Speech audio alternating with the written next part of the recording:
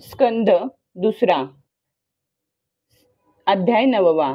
ब्रह्मदेवाचे भगवत धाम दर्शन आणि त्यांना भगवंतांच्या द्वारा चतुश्लोकी भागवताचा उपदेश.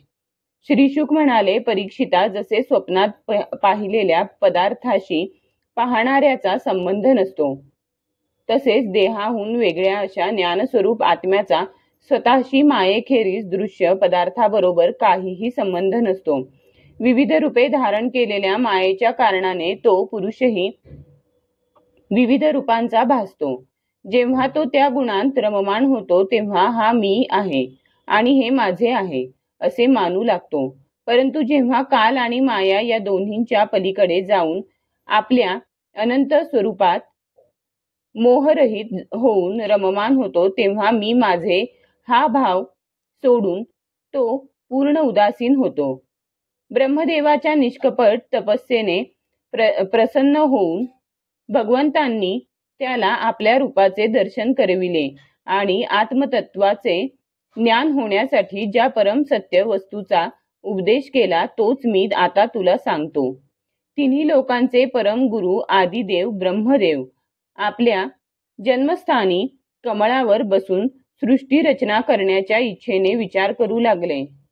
परंतु ज्या ज्ञानदृष्टीने सृष्टी निर्मिती खात्रीने होऊ शकेल ती दृष्टी त्यांना प्राप्त झाली नाही. हे राजा, एक दिवस ते प्रभू असा विचार करीत बसले असता प्रलय काळच्या समुद्रात त्यांनी व्यंजनातील 16वे आणि 21वे अक्षर त आणि प तप तप तप कर या प्रकारे 2 वेळा ऐकले. महात्मे लोक या तपालाच अधनांचे धन मानतात.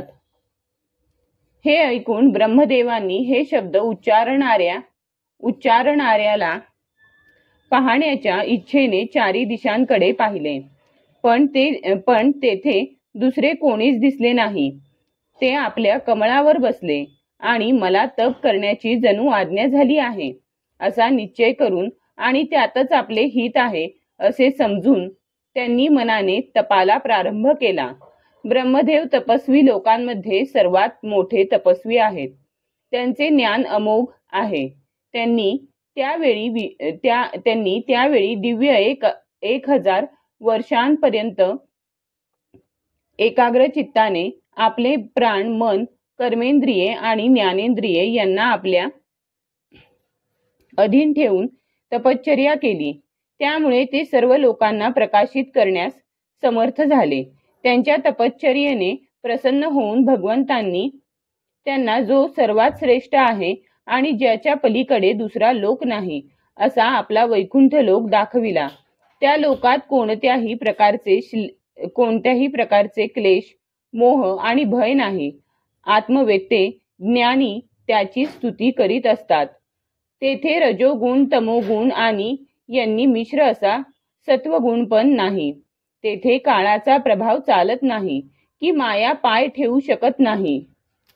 तेथे इतरांची काय कथा. तेथे देवदानवांनी पूजिलेले भगवंतांचे पार्षद राहतात. त्या पार्षदांचे तेथे इतरांची काय कथा.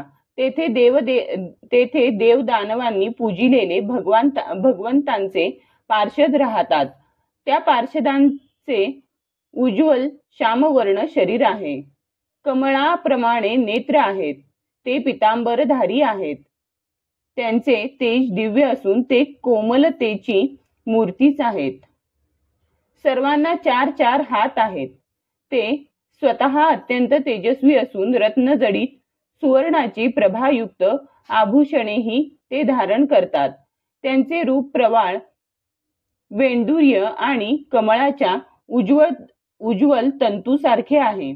त्यांच्या कानांत कुंडले, मस्तकांवर मुकुट आणि गळ्यांत माळा शोभून दिसत आहेत.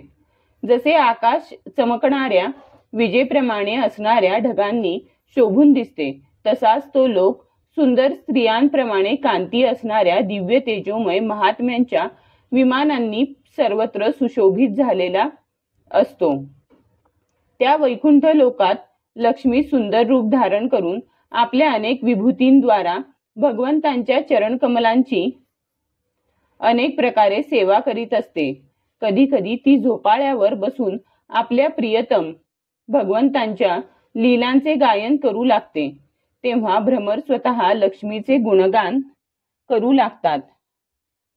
ब्रह्मदेवांनी पाहिले की त्या दिव्य लोकात सर्व भक्तांचे रक्षण करते लक्ष्मीचे पती यज्ञपती तसेच विश्वपती भगवंत विराजमान आहेत आणि सुनंद नंद प्रबल अर्हण इत्यादी मुख्य पार्षदगण त्या प्रभूंची सेवा करीत आहेत. प्रभूंचे मुखकमल प्रसन्न हास्य व लालसर नेत्रांनी युक्त आहे. दृष्टी मोहक आणि मधुर आहे. भक्तांवर कृपा करण्यासाठी ते उत्सुक आहेत. त्यांच्या मस्तकावर मुकुट आणि कानांत कुंडले आहेत. त्यांनी पितांबर परिधान केला आहे. ते चतुर्भुज असून त्यांच्या वक्षस्थळावर लक्ष्मी विराजमान आहे. ते एका सर्वोत्तम आणि मौल्यवान आसनावर बसलेले आहेत. पुरुष प्रकृती महतत्व अहंकार मन 10 इंद्रिये शब्दादी 5 तन्मात्रा आणि पंचमहाभूते या 25 शक्ती मूर्त स्वरूपात त्यांच्या चारी बाजूंनी उभ्या आहेत. समग्र ऐश्वर्य धर्म कीर्ती संपत्ती ज्ञान आणि वैराग्य या इतरत्र नसणाऱ्या 6 ऐश्वर्यांनी ते युक्त आहेत. ते सर्वेश्वर आपल्याच नित्य आनंदमय स्वरूपात निमग्न असतात. त्यांचे दर्शन होताच ब्रह्मदेवाचे हृदय आनंदाच्या उद्रेकाने भरून आले. शरीर पुलकित झाले. प्रेमभराने डोळ्यांतून अश्रू वाहू लागले. परमहंसाच्या निवृत्ती मार्गाने जे प्राप्त होतात त्या चरणांना ब्रह्मदेवांनी नमस्कार केला. आपल्या आज्ञेला पात्र असणाऱ्या प्रिय ब्रह्मदेवाला सृष्टी निर्मितीसाठी आलेला पाहून भगवंत अतिशय प्रसन्न झाले. त्यांनी ब्रह्मदेवाचा हात आपल्या हातात घेतला आणि मंद हास्ययुक्त मधुरवाणीने ते म्हणाले. श्री भगवन म्हणाले, ब्रह्मदेवा तुझ्या हृदयात सर्व वेदांचे ज्ञान आहेच. तू सृष्टी रचनेच्या इच्छेने चिरकाल तपस्या करून मला चांगल्या प्रकारे संतुष्ट केले आहेस. मनात प्रापंचिक बुद्धी ठेवून योग साधन करणारे मला कधीच प्रसन्न करू शकत नाहीत. तुझे कल्याण असो. तुझी इच्छा असेल तो वर माझ्याकडे माग. वर देण्यास मी समर्थ आहे.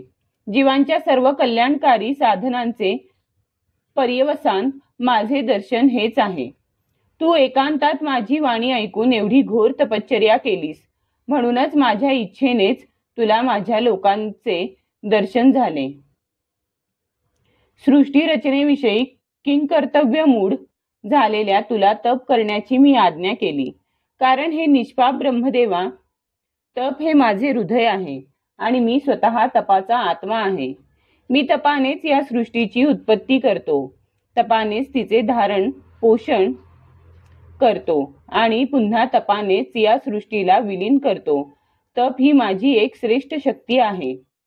ब्रह्मदेव म्हणाले, भगवन, आपण सर्व प्राण्यांच्या अंतःकरणात साक्षी रूपाने विराजमान असता आपण आपल्या अप्रतिहत ज्ञानाने माझी इच्छा जाणता. हे नाथ, रूपरहित अशा आपल्या सगुण आणि निर्गुण अशा दोन्ही रूपांना मी जाणू शकेन. ही याचकाची इच्छा आपण पूर्ण करा.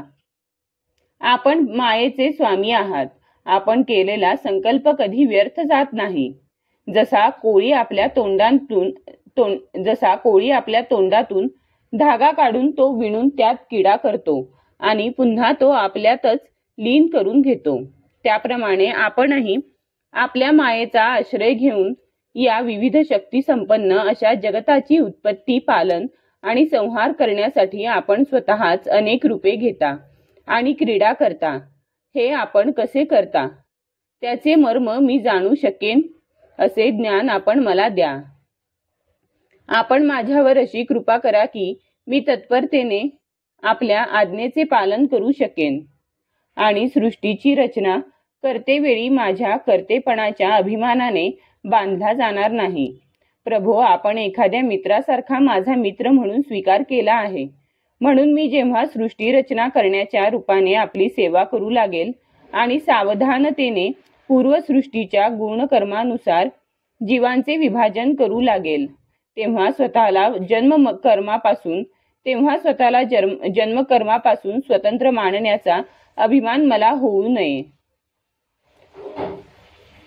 श्री भगवान म्हणाले, अनुभव, भक्ती आणि साधनांनी युक्त असे अत्यंत गोपनीय ज्ञान मी तुला सांगतो, ते तू ग्रहण कर.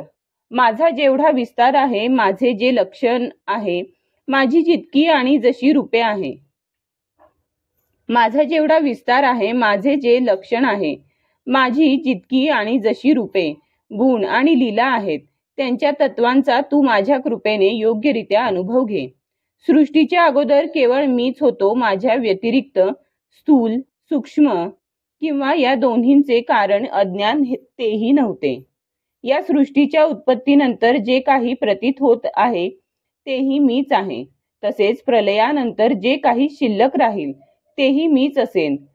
ज्याप्रमाणे चंद्र एक असूनही दृष्टी दोषाने 2 चंद्रांचा भास होतो, त्याप्रमाणे दुसरी कोणतीही वस्तू नसूनही परमात्म्याच्या ठिकाणी तिचा भास होतो.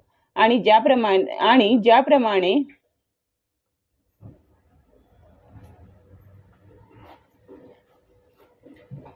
परमात्म्याच्या ठिकाणी तिचा भास होतो, किंवा ज्याप्रमाणे नक्षत्रांत राहू असून तो दिसत नाही, त्याप्रमाणे आत्मा असून त्याची प्रतीती येत नाही, ती माझी माया समज.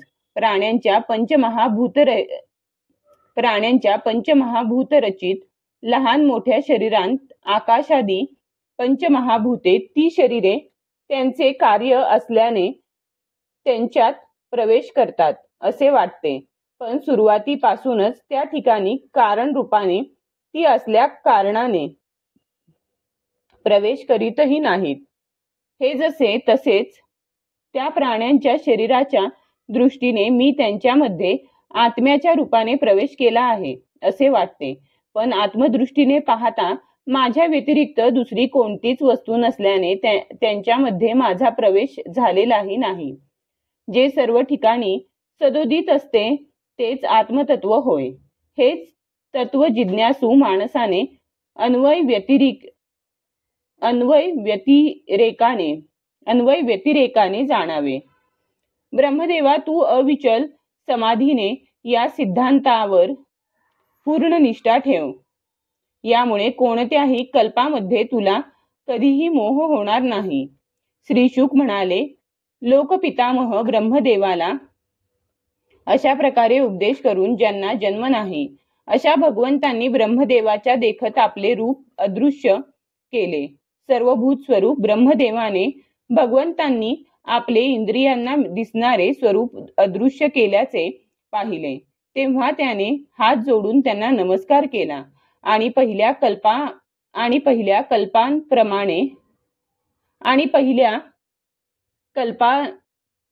कल्पांप्रमाणेच या विश्वाची रचना केली. धर्मपती प्रजापती ब्रह्मदेवाने एकदा सर्व जनतेचे कल्याण व्हावे हा आपला स्वार्थ पूर्ण करण्याच्या हेतूने विधीपूर्वक यम आणि नियमांचे आचरण करण्यास सुरुवात केली. त्यावेळी ब्रह्मदेवाच्या पुत्रांपैकी सर्वात अधिक प्रिय, परम भक्त अशा देवर्षी नारदांनी मायापती भगवंतांच्या मायेचे तत्व जाणण्याच्या इच्छेने संयम, विनय आणि सौम्यता धारण करून ब्रह्मदेवाची सेवा केली आणि आपल्या सेवेने त्यांना संतुष्ट केले. आपले लोकपितामह वडील आपल्यावर प्रसन्न आहेत असे पाहून देवर्षी नारदांनी तू मला विचारलेलाच प्रश्न विचारला. त्याचा प्रश्न ऐकून ब्रह्मदेव आणखीच प्रसन्न झाले. मग त्यांनी हे 10 लक्षणांनी युक्त असे भगवंतांनी सांगितलेले भागवत पुराण आपला पुत्र नारद याला सांगितले. परीक्षिता, ज्यावेळी परम तेजस्वी व्यास सरस्वतीच्या तीरावर बसून परमात्म्याच्या ध्यानात मग्न झाले होते. त्यावेळी देवर्षी नारदांनी हेच भागवत त्यांना सांगितले होते. विराट पुरुषापासून या जगाची उत्पत्ती कशी झाली, हा आणि दुसरे बरेच असे जे प्रश्न तू मला विचारलेस, त्या सर्व प्रश्नांची उत्तरे मी तुला देत आहे. अध्याय 9 समाप्त.